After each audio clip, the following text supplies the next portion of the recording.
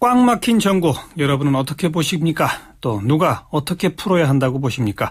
지금부터 전화 주시기 바랍니다. 2061-8584번부터 8587번까지요. 청취자 여러분께 마이크를 드리는 그런 시간으로 꾸미겠습니다. 먼저 시사평론가 유창손 박사 자리하셨습니다. 지금의 상황 잠깐 정리해 볼까요? 유 박사님 어서 오십시오. 네, 안녕하세요. 참 답답한 상황이죠, 정말? 예, 참 어렵습니다. 이 세월호 특별법 문제 도대체 이거 어떻게 이제 풀어야 될지 여야가 뭐 전격적으로 합의안을 뭐 도출을 했죠. 예. 그러니까 특검 추천위원 여야 각기 뭐 2명씩 그 추천의 몫이 있는데 여당 목 2개 두 사람을 야당과 또 유가족이 이제 동의한다는 전제 위에서 이제 추천을 하는 거로 그렇죠. 예, 그렇게 이제 했습니다만 유가족들이 이제 거부를 했습니다. 예. 그거 가지고 안 된다. 기존 입장을 이제 고수를 해가지고. 글쎄, 유가족들이 반대하는데 여야 합의가 됐다고 해서 그거를 국회에서 통과시켜야 될지 상당히 뭐 심각한 이제 상황에 이제 부딪히게 된 거죠. 예. 특히 뭐 여당이야 뭐 통과시키고 싶은 마음이 뭐 굴뚝 같겠습니다만은 지금 이제 야당 새정치연합 같은 경우는 이게 간단한 문제가 아니거든요. 새정치연합이 그야말로 진퇴양난 아닙니까? 예, 그렇습니다. 처음도 아니고 두 번씩이나 합의됐던 거를 파기하는 거 이것도 사실은 정치적으로 말이 안 되고 그런데 이제 그렇다고 해가지고 유가족들이 반대하는 합의안을 그냥 정치권이 자기들 마음대로 통과시켰다. 이거는 특별법이 가질 수 있는 의미를 정말 아주 심각하게 이제 좀 흔드는 이런 이제 결과가 될 것이 이제 뻔하기 때문에 지금 새정치연합 같은 경우는 아마 좀 며칠 동안 더 좀 냉각기를 가지면서 이런저런 좀 여론을 좀 모으고서 그리고서 최종 결정 내리지 않겠나 봅니다. 어제 그 가족대책위원회 유경건 대변인 저희와 인터뷰를 했는데 처음부터 주장한 진상조사위원회에 수사권과 기소권 부여하는 그거 원안을 계속 고수하고 있다. 네. 그러나 그것이 정치권에서 안 된다면 어떤 다른 방법으로 정말 실체적인 진실에 다가갈 수 있는 방법이 있을지 자기들과 함께 여야 3자가 좀 머리를 맞대고 이야기를 하면 될 텐데 한 번도 그 3자 대면이나 3자 회의가 이루어진 적이 없다. 우선 거기서 가장 큰 어떤 그 문제를 제기를 그 대목에서 제일 강하게 하시더라고요. 네. 그러니까 말씀하신 대로 지금 유가족들의 공식적인 입장은 조사위원회 안에 수사권과 기소권을 갖도록 해야 된다. 기존 입장을 이번에 이제 재확인을 했습니다.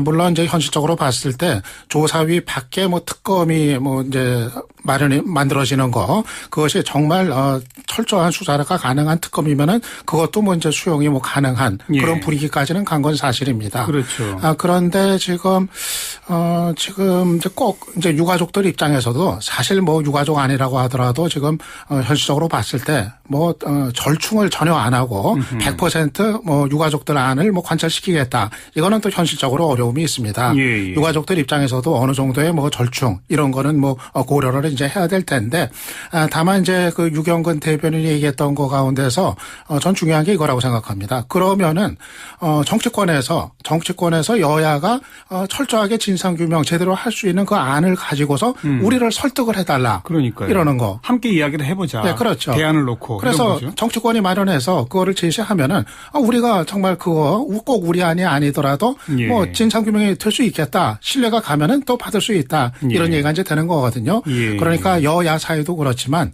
여야 유가족 이 3자 사이의 소통과 대화 절충의 어떤 노력 이런 게 좀 더 있어야 되는 거 아닌가 생각이 됩니다. 그러니까 특별법 지금 뭐 서둘러서 뭐 유가족 반대하는 속에서 그렇게 처리하는 것보다는 다소 좀 시간이 더 지체가 된다 하더라도 좀 제대로 된 3자가 다 합의할 수 있는 동의할 수 있는 그런 특별법을 만들어야 좀 의미가 있는 거 아닌가 생각이 됩니다. 뭐 현실적으로 새정치연합에서 의원총회에서 유가족이 합의안을 거부하면 재협상밖에 없다.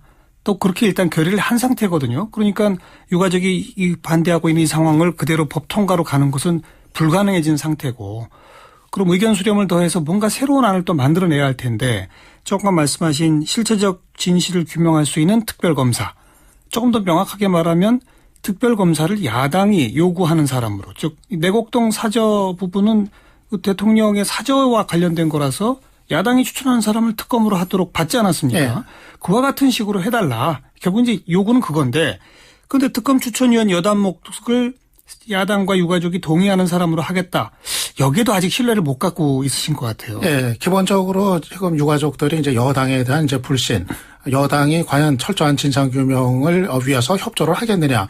이 이제 불신이 있기 때문에 이제 생기는 이제 문제입니다. 예. 그러니까 그 합의한 대로 했을 때 그럴 경우 이제 여당 쪽에서 계속 이제 부적합한 인물을 이제 내세웠을 때 그러면은 동의할 수 없는. 예, 유가족들이 이제 거부를 할 수 있게 되지 않습니까? 예. 근데 이제 거부를 하는 것도 이제 사실 한두 번이지.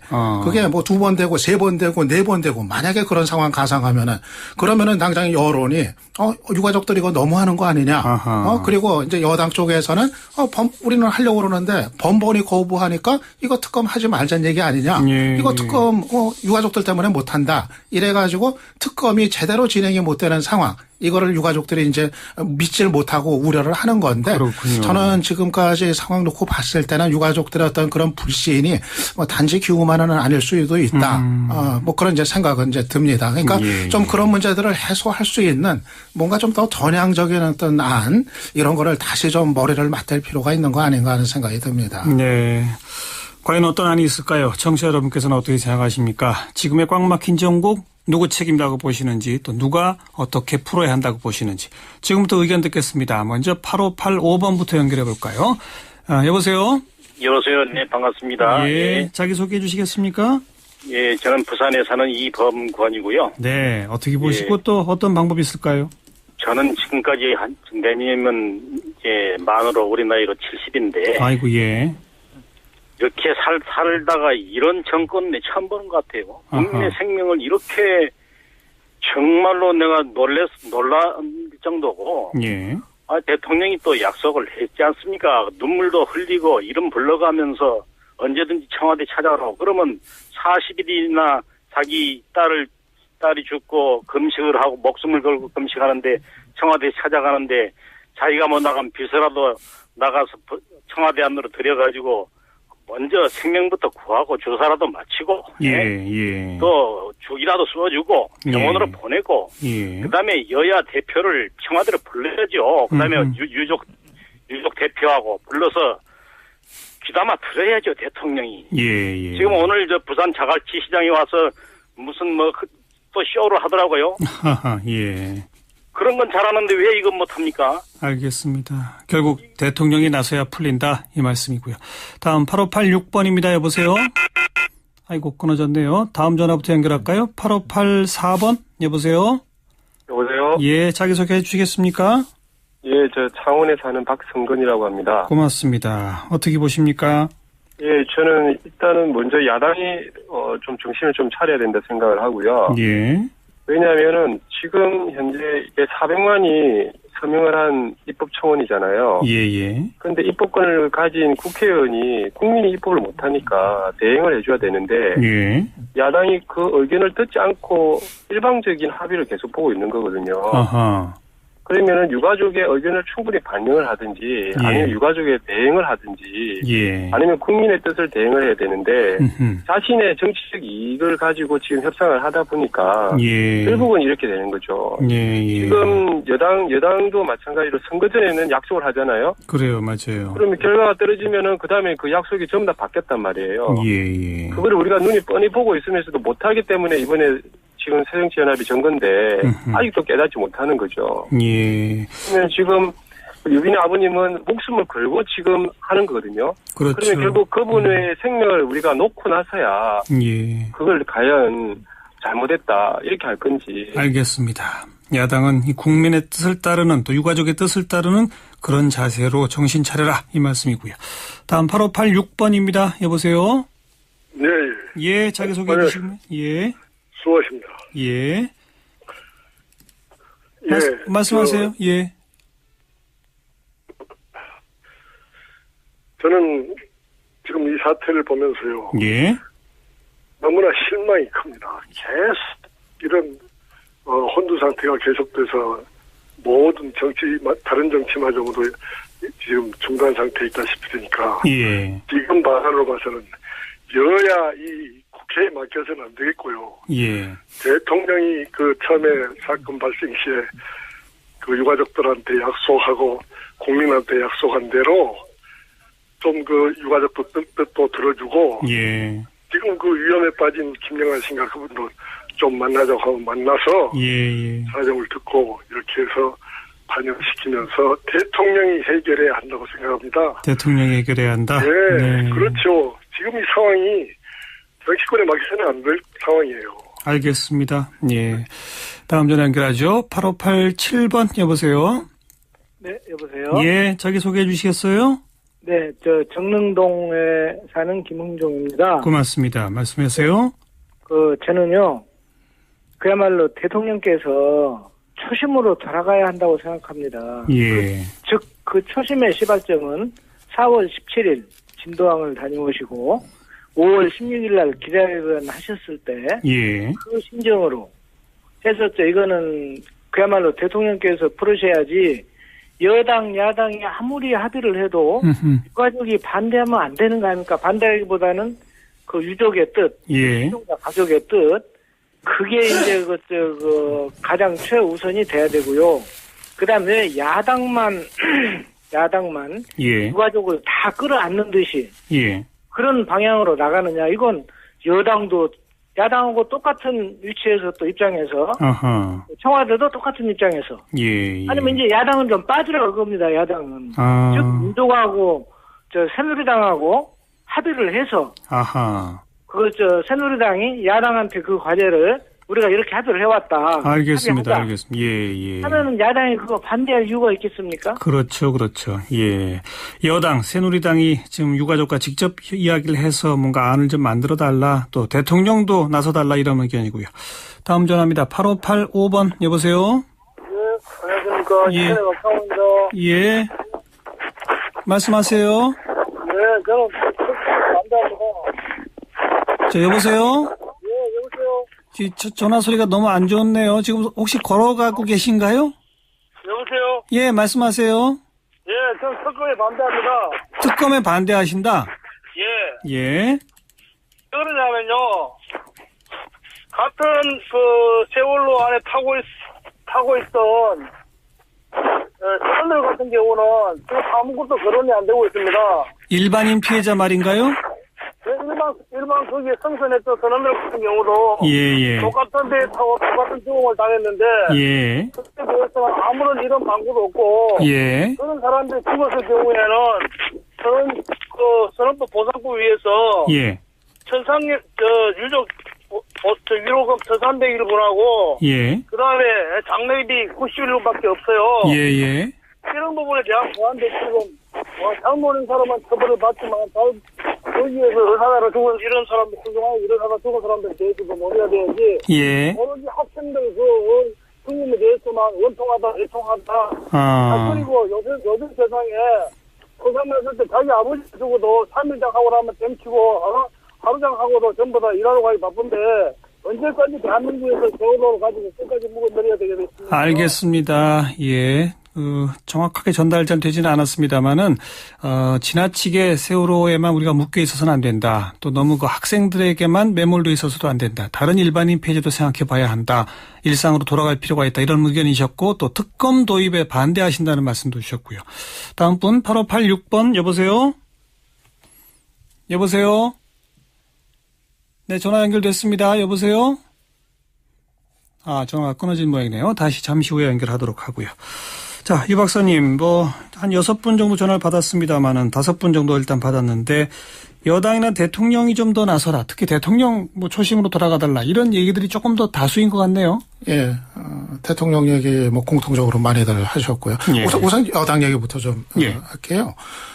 사실 지금 상황이 이 그림이 좀 정상적인 그림은 아니에요. 지금 야당이 유가족들을 이번 합의안을 계속 설득을 하려고 하지 않았습니까? 그렇죠. 동의를 얻으려고. 그리고 항의를 유가족들이 야당한테 집중적으로 했거든요. 맞아요. 여당한테 한 게 아니라. 근데 사실은 이 세월호 특별법에 대해서 좀 더 그 책임을 갖고 있는 입장이 지금 여당 쪽입니다. 사실은. 네. 그리고 어떻게 보면은 지금 유가족들의 어떤 요구가 더 이렇게 반영이 더 충분히 못 되는 것도 사실 사실은 그 여당의 어떤 반대, 이거 이제 기인한 바가 이제 뭐 크다고 할 수가 있겠고요. 그렇게 보면은 사실은 좀 여당이 유가족을 설득을 해도 여당이 하는 게 더 맞는 거고, 그리고 유가족들도 항의를 하더라도 여당한테 하는 게 사실은 더 이제 정상적인 거죠. 어차피 지금 야당의 역할, 그러니까 유가족들과 어떤 여당 사이의 어떤 중재 역할이든 아니면 유가족들의 어떤 대변자 역할이든 그 한계가 이미 거듭해서 드러났거든요.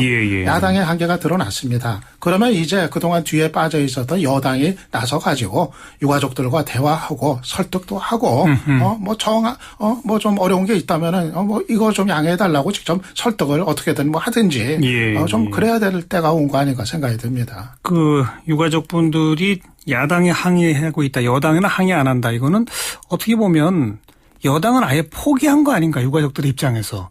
그런 국면으로 이미 치닫고 있는 거 아닐까요? 예, 그렇게 되는 거죠. 기대할 바가 없다, 여당에 대해서는. 예, 여당하고 유가족이 서로가 서로를 좀 실질적으로는 대화의 상대로 거의 뭐 생각을 안 하는 것 같은. 그러니까요. 이런 뭐 이제 분위기라고 할 수가 있겠는데.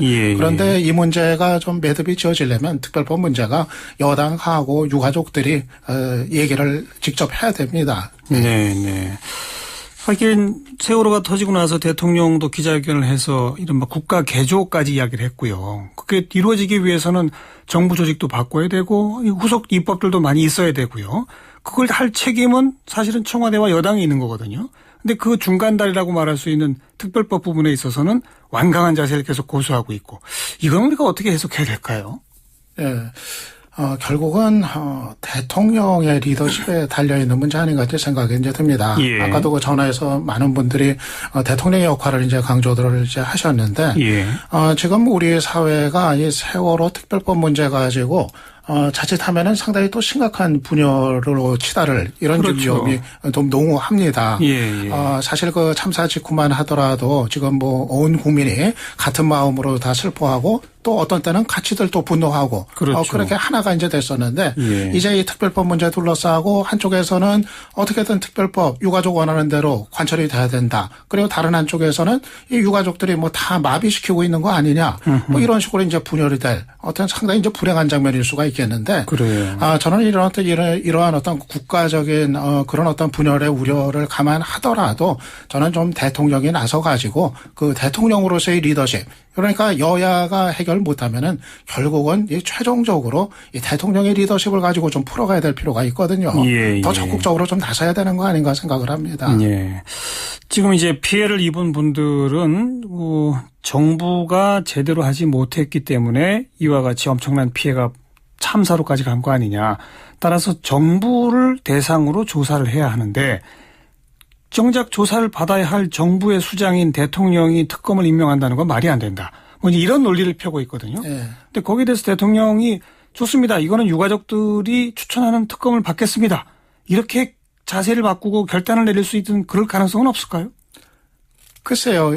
그게 이제 유가족이나 뭐 야당 쪽의 이제 기대인데, 지금까지는 그 벽이 뭐 이렇게, 쉽게 뭐 이렇게, 허물어지거나, 좀 달라질 이런 벽은 좀 아닌 거로, 지금까지는 그렇게 이제 나타난 것 같아가지고, 아마 시간이 상당히 좀 걸릴 가능성도 좀 있어 보입니다. 이번에 유가족들 반대 때문에 이제 합의됐던 안이 국회에서 처리가 되지 않았을 때, 그때는 아마 좀 다시 또 얘기하는 과정이 시간이 좀 소요가 될 가능성도 상당히 있지 않겠는가. 왜냐하면은 뭐 여당이라든가 어떤 그 대통령이 뭐 결단을 내려야 되는 문제인데 그게 이제까지 그 분위기 봐서는 그렇게 뭐 단기간에 당장 뭐 이루어질 가능성은 그렇게 커 보이지 않는 것이 현실이다. 뭐 얘기는 할 수가 있을 것 같아요. 근데 아무튼 박근혜 대통령이 지난 5월에 그 유가족들과 청와대에서 만난 자리에서 그 얘기를 했거든요. 뭐 특별법도 만들어야 하고 특검도 해야 된다고 생각한다. 뭐 그거는 이제 진행은 되고 있는 겁니다. 얘기가.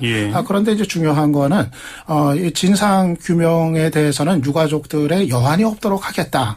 이런 얘기를 했거든요. 그런데 유가족들은 이렇게 하면 여한이 있다 이거죠. 너무도 크게 남는다. 그거 아닙니까? 그러면 여한이 없는 그런 어떤 특검이 어떻게 가능할지 좀 더 고민들을 하고 여야 정치권 또 대통령 청와대까지도 좀 머리를 맞대고서 한번 좀 연구들을 해봐야죠.